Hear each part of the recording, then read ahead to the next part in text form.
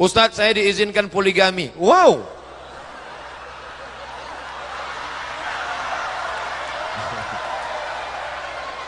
Tapi dengan syarat harus memberikan uang 50 juta per bulan. Apa pendapat antum Ustaz? Sesak nafas saya dengarnya.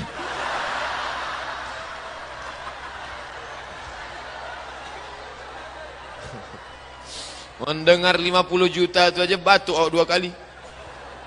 Saran saya tak usah lanjutkan. Oh, nampaknya kalau dilanjutkan 2 bulan cuma umur. Habis itu qalu innalillah. Ustadz yang dimuliakan Allah, amin. Apa hukumnya bersedekah dengan harta hasil riba?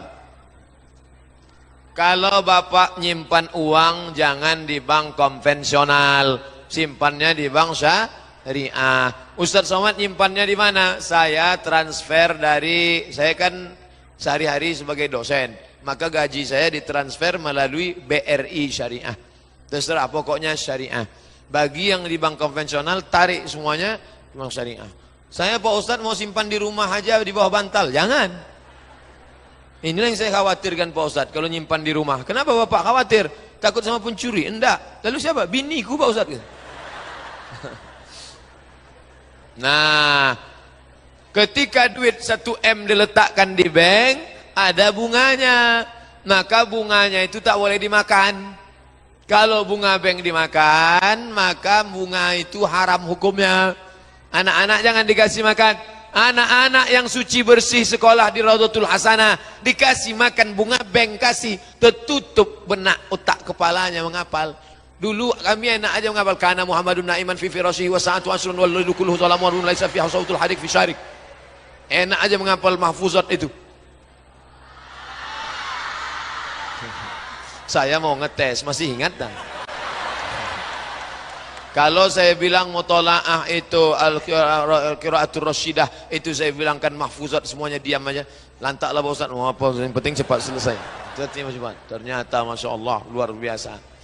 Itu bisa pula dibawa pulang kalau mau dekat bulan Ramadan, diundang orang kenduri baca doa. Bisa? Mana anak Raudhatul Hasanah? Baca doa ya. Kana Muhammadun naiman fi firashihi amin. Wasa'atu asrun wal lailu zuru qalam.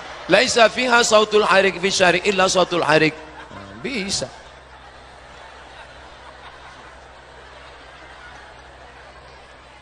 Bagaimana pendapat antum Pak Ustaz?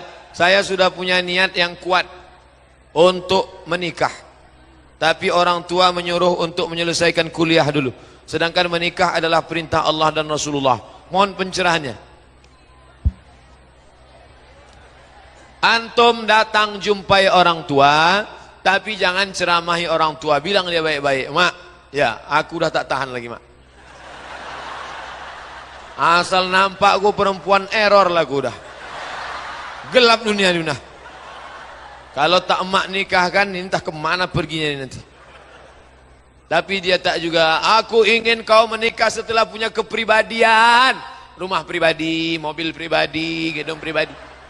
Ibu-ibu, bapak-bapak, kalian yang kaya-kaya, nikahkan anak kalian supaya selamat dari zina.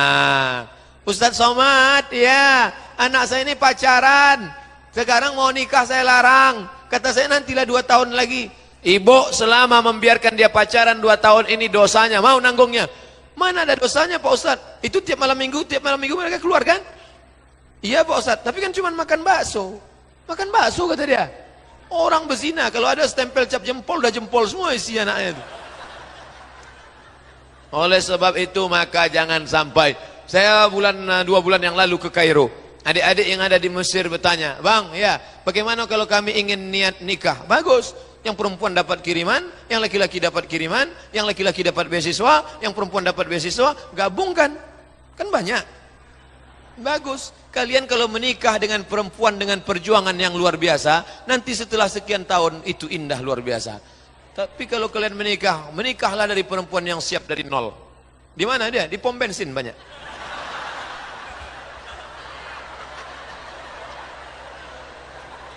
Nah, maka kalau orang tuanya paham, cepatlah dia menikah, selamatlah dia zina, selamatlah dia dari matanya gatal. Man istata'a minkumul ba'ah, siapa di antara kalian yang sanggup menikah, falyatazawwaj, menikahlah. Wa man lam yastati' fa'alaihi bisawm. Siapa yang tak sanggup menikah, hendaklah dia puasa. Banyak-banyak puasa. Puasa Senin Kamis. Udah puasa Senin Kamis tetap juga bernafsu Pak Ustaz. Puasa Nabi Daud 15 hari. Alhamdulillah Pak Ustaz. Setelah puasa Nabi Daud nih tak nampak aku lagi perempuan lemas ini. Datang kawan ngajak, bro, tengok cewek cantik. Mana tak nampak aku lagi udah. Aku dah mau mati aja buat aku.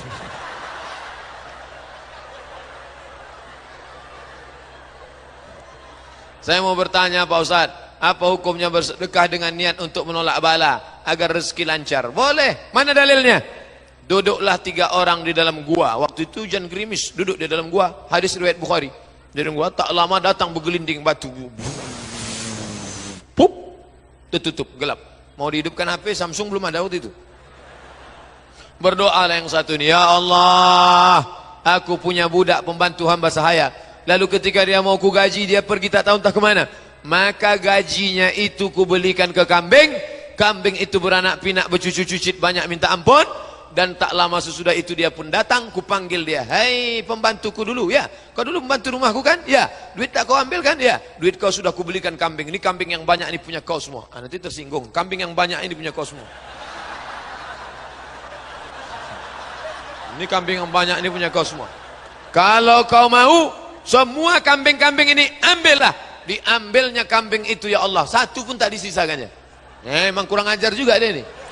Udahlah duitnya aku belikan kambing-kambing itu pula diambilnya semua. Satu pun tak disisakannya. Ya Allah, kalau memang ini sedekah ikhlaskan engkau, bukakanlah pintu gua, terbuka pintu gua. Itulah dalil boleh bersedekah, dijadikan alat sebagai tawassul. Ya Allah, berkat sedekahku ini jadikanlah anakku anak soleh. Ya Allah. Tapi kalau doanya di masjid jangan kuat-kuat. Di masjid kuat. Ya Allah, berkat sedekahku pada anak yatim yang 15 juta kemarin. Ya Allah. Apakah itu tidak termasuk syirik? Tidak. Itu namanya tawassul. Ya ayyuhalladzina amanu taqullah wabtaghu ilaihil wasilah. Bertawassul dengan amal soleh. Masyru'. Apakah ini dapat mengurangi pahala sedekah? Pahalanya tak berkurang sedikit pun. Pahala sedekah tak berkurang. Kertas terakhir. Saya ingin menanyakan apa hukum menarik kembali harta yang sudah diwakafkan. Al-aidu, orang yang menarik kembali min hibatihi, harta yang sudah dia berikan. Kal kalbil ladzi ya'udu ila qaihi, seperti anjing yang menjilat muntahnya kembali. Saya pernah ceramah di masjid, ada request dari pengurus, Ustaz Somad, ya, tolong Ustaz ceramahkan. Ada orang pernah nyumbang 300 juta, dimintanya balik. Ustaz bacakan hadis tentang anjing menjilat luntahnya. Saya tak mau. Kalau bapak mau saya ngomong, panggil orangnya, 4 mata ngomong sama saya. Saya tak mau nyindir-nyindir orang. Apa gunanya saya bacakan? Kal billadzi ya'udu qaihi, seperti anjing menjilat luntahnya. Selesai acara, mohon maaf Pak Ustaz, yang mau disindir itu tak datang pula tadi. Sakit hati awak.